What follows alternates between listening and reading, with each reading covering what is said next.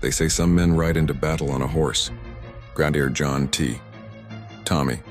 Adams rode in on a helicopter that looked like a flying soap bubble with skid shoes. But in the Korean War, that fragile-looking Bell H-13 Sioux became one of the most important life-saving machines in history, and Adams was one of its finest pilots. When the war erupted across Korea's jagged mountains, roads were slow, dangerous, or simply non-existent.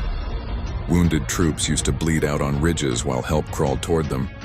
Adams wasn't willing to accept that.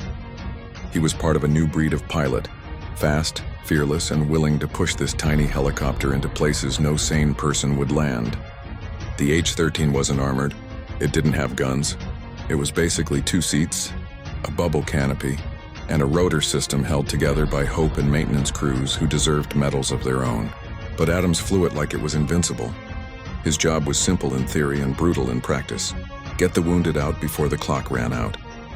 He earned his reputation by landing on slopes so steep infantrymen couldn't stand upright. Enemy snipers knew exactly what he was doing and what stopping him would mean. It didn't matter. Adams flew anyway. Doctors noticed something instantly. Survival rates jumped.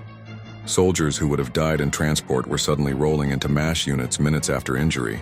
Surgeons joked that Adams delivered patients faster than they could prep the operating table.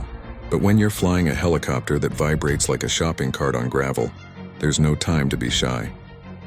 His missions rewrote the battlefield rulebook. Commanders realized helicopters could shape outcomes. Medevac became doctrine, not a miracle. And long before anyone said dust off, men like Adams were already rewriting the future. He didn't fly for glory. He flew because someone was bleeding on a hilltop, and no truck or jeep could get there in time. Thousands of families never learned his name, but their grandfather, father, or brother came home because he refused to stay on the ground. The Bell H-13 Sioux might look like a museum piece today, but inside that bubble canopy sat pilots like Captain John T. Adams, men who risked everything not to take lives but to save them. If you like this content, don't forget to like, share, and subscribe. Smart history for dumb times. And if you'd like to buy me a coffee, click the link in my bio